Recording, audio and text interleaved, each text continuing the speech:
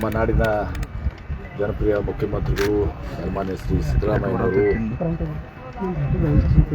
ಹಾಗೂ ಉಪಮುಖ್ಯಮಂತ್ರಿಗಳಾದ D K Shivakumar ಅವರು ಎಲ್ಲ ಸಚಿವರು ಈ ವೀರಾಣಿ ಕಿತ್ತೂರು ಚೆನ್ನಮ್ಮನ ಒಂದು ಮೂರ್ತಿ ಅನಾವರಣಗೊಳಿಸುವಂಥದ್ದು, ವೀರಾಣಿ ಕಿತ್ತೂರು ಚೆನ್ನಮ್ಮ ಅವರ ಹೆಸರನ್ನು ಬಸ್ ಸ್ಟ್ಯಾಂಡಿಗೆ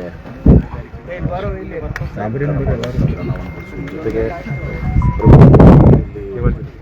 ಅವಿಭಾಜ್ಯ ವಿಜಯಪುರ ಜಿಲ್ಲೆಯಲ್ಲಿ ಗೊತ್ತಿದೆ, ವಿಜಯಪುರ, ಜಮಖಂಡಿ ಮತ್ತು ಬಾಗಲಕೋಟೆ ಈ ರಾಷ್ಟ್ರೀಯ ಮಟ್ಟದಲ್ಲಿ ಅಂತಾರಾಷ್ಟ್ರೀಯ ಮಟ್ಟದಲ್ಲಿ ಇವತ್ತು ಬಹಳ ದೊಡ್ಡ ಸಾಧನೆಯನ್ನು ಪ್ರತಿ ವರ್ಷವೂ ಕೂಡ ಮಾಡ್ತಾ ಇದ್ದಾರೆ. ಪ್ರತಿ ವರ್ಷವೂ ಕೂಡ ರಾಜ್ಯ ಮಟ್ಟದ ಸೈಕ್ಲಿಂಗ್ನಲ್ಲಿ, ರಾಷ್ಟ್ರೀಯ ಮಟ್ಟದ ಸೈಕ್ಲಿಂಗು, ಅಂತಾರಾಷ್ಟ್ರೀಯ ಮಟ್ಟದ ಸೈಕ್ಲಿಂಗ್ನಲ್ಲಿ ಸಹ ಅವರು gold medal, silver medal, bronze ಮೆಡಲ್ನ ತೆಗೆದುಕೊಳ್ತಾ ಇದ್ದಾರೆ. ಅವರಿಗೆ ಪಾಪ ಇಲ್ಲಿವರೆಗೆ ಏನಾಗಿತ್ತು, ರಾಷ್ಟ್ರೀಯ ಹೆದ್ದಾರಿ ಮೇಲೆ, ಹೈವೇಸ್ ಮೇಲೆ ಪ್ರಾಕ್ಟೀಸ್ ಮಾಡಿಕೊಂಡು ತಮ್ಮ ಜೀವವನ್ನು ಇವತ್ತು ದಿವಸ ಅವರು ಒಂದು ಒತ್ತೆ ಇಟ್ಟು ಇವತ್ತು ದಿವಸ ಕೆಲಸ ಮಾಡಿ ಸೈಕ್ಲಿಂಗ್ ಮಾಡಿ ಇವತ್ತು ದಿವಸ ಸಾಧನೆ ಮಾಡಿದ್ದಾರೆ. ಹೀಗಾಗಿ ಅವರಿಗೆ ಈ ವೆಲೋಡ್ರಮ್ ಆಗಬೇಕು ಅಂತೇಳಿ ಬಹಳ ವರ್ಷಗಳಿಂದ ಕಾರಣ ಅನೇಕ ಸಲ ಟೆಂಡರ್ ಆಯಿತು, ಕಾಂಟ್ರಾಕ್ಟ್ಸ್, ಟರ್ಮ್ ಕಂಡೀಷನ್ಸ್, ಸ್ಟ್ಯಾಂಡರ್ಡ್ ಸ್ಪೆಸಿಫಿಕೇಶನ್ಸು, ಹೀಗೆ ಅನೇಕ ಸಲ ಇದು ಆಯಿತು. ನಡುವೊಂದು ಸಲ ಗೋವಿಂದರಾಜ್ ಅವರು ನಾವು ನಮ್ಮ ಸೈಕ್ಲಿಂಗ್ ಅಸೋಸಿಯೇಷನ್ನಿಂದ ನಾವು ಮೀಟಿಂಗ್ ಮಾಡಿ ಎಲ್ಲನೂ ಕೂಡ ಇದು ಮಾಡಿ ಆ ಸ್ಪೆಸಿಫಿಕೇಶನ್ ಇದ್ರ ಪ್ರಕಾರ ಎಲ್ಲನೂ ಕೂಡ ಆಗಿದೆ. ಸೈಕ್ಲಿಂಗ್ ಅಸೋಸಿಯೇಷನ್ ಅವರು ಬಂದು ಅದಕ್ಕೆ ಸರ್ಟಿಫಿಕೇಶನ್ ಮಾಡ್ತಾರೆ ಮತ್ತು ಅವ್ರು ಏನಾದರೂ ಸಣ್ಣ ಪುಟ್ಟ ಬದಲಾವಣೆಗಳನ್ನು ಸೂಚಿಸಿದ್ರು ಕೂಡ ಅವನ್ನೆಲ್ಲ ಇನ್ಕಾರ್ಪೊರೇಟ್ ಮಾಡಲಿಕ್ಕೆ ನಾನು ಹೇಳಿದ್ದೀನಿ. ನಾಳೆ ನಮ್ಮ ಮುಖ್ಯಮಂತ್ರಿಗಳು ಸಿದ್ದರಾಮಯ್ಯನವರು ಇವತ್ತು ಅವರೇ ಇವತ್ತೊಂದು ದಿವಸ ಕ್ರೀಡಾ ಸಚಿವರು, ಮುಖ್ಯಮಂತ್ರಿಗಳ ಜೊತೆಗೆ ಕ್ರೀಡಾ ಸಚಿವರು ಕೂಡ ಅವರು ನಾಳೆ ಇದನ್ನು ಸಾಂಕೇತಿಕವಾಗಿ ಇದನ್ನು ನಮ್ಮ ಗೋಲ್ಡ್ ಮೆಡಲಿಸ್ಟ್ ಏನಿದ್ದಾರೆ ಇವತ್ತು ಸೈಕ್ಲಿಸ್ಟು ಅವರಿಗೆ ಒಂದು ಚಾಲನೆ ಕೊಟ್ಟು ಅವ್ರ ಮುಖಾಂತರ ಒಂದು ಅರ್ಥಪೂರ್ಣವಾಗಿ ಒಂದು ದಿವಸ ಇದನ್ನು ಇದಕ್ಕೆ ಚಾಲನೆಯನ್ನು ಕೊಡ್ತಾರೆ.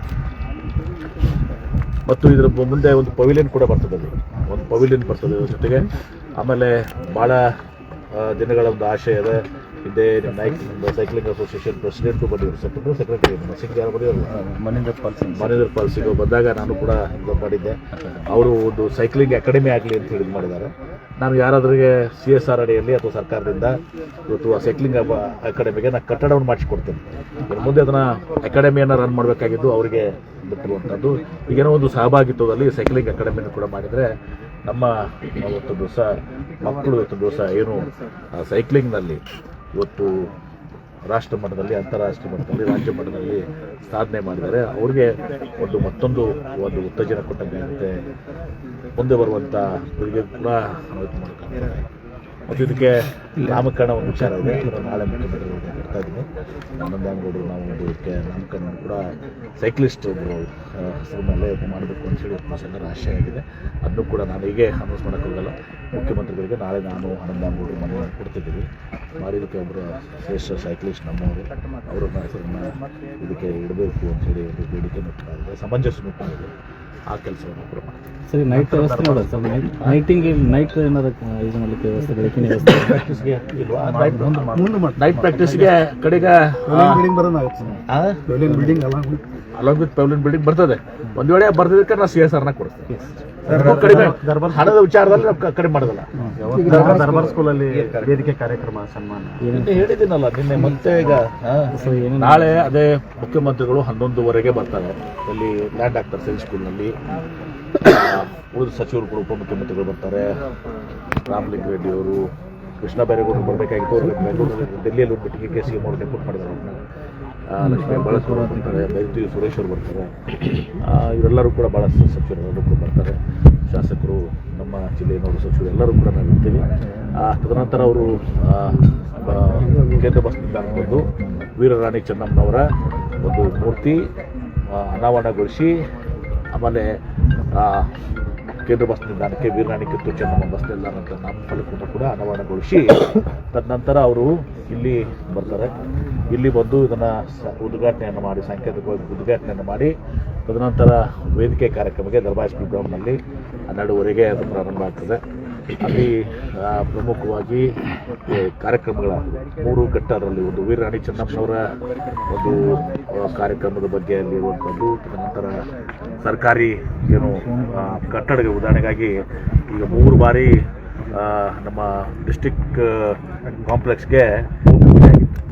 ಈಗ ನಾವು ಭೂಮಿ ಪೂಜೆ ಮಾಡ್ತಾ ಇಲ್ಲ, ನಾವು ಕೆಲಸಕ್ಕೆ ಟೆಂಡರ್ ಕರೆದು ಕೆಲಸಕ್ಕೆ ನಾಳೆ ವರ್ಕ್ ಆರ್ಡರ್ ಕೊಟ್ಟಿದ್ದೀವಿ, ಚಾಲನೆ ಮಾಡ್ತಾ ಇದ್ದೀವಿ, ಕಾಮಗಾರಿಗೆ ಚಾಲನೆ ಕೊಡ್ತಾ ಇದ್ದೀವಿ.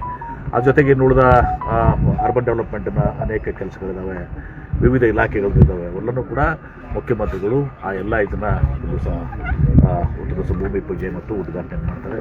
ತದನಂತರ 3ನೇದಾಗಿ ನಾನು ನಿನ್ನೆ ಹೇಳಿದ್ದೀನಿ, ನಮ್ಮ ಮುಖ್ಯಮಂತ್ರಿಗಳಂಥ ಸಿದ್ದರಾಮಯ್ಯನವರು ಈ ರಾಜ್ಯದಲ್ಲಿ ಒಂದು ಹೊಸ ಇತಿಹಾಸವನ್ನು ನಿರ್ಮಾಣ ಮಾಡಿದ್ದಾರೆ.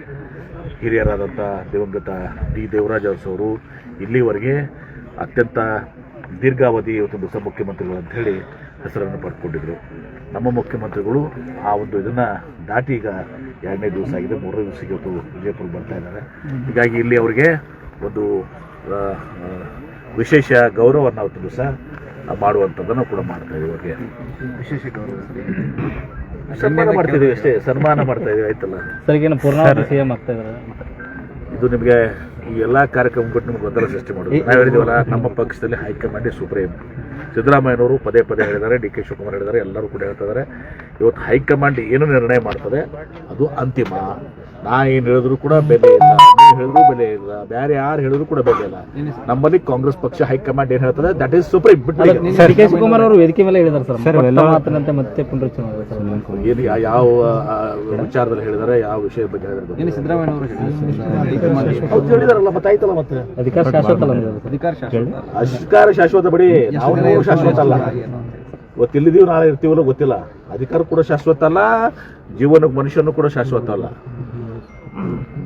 ಸರ್, ಇನ್ನೊಂದು ಸಂಗೊಳ್ಳ ಮೂರ್ತಿನೂ ಕೂಡ ಮಾಡಬೇಕು ಅಂತ ಅದು ಕನ್ಸಿಡರ್ ಮಾಡೋದು, ಅದನ್ನು ಕೂಡ ಬೇಡಿಕೆ ಇದೆ, ಅದನ್ನು ಕೂಡ ನಾವು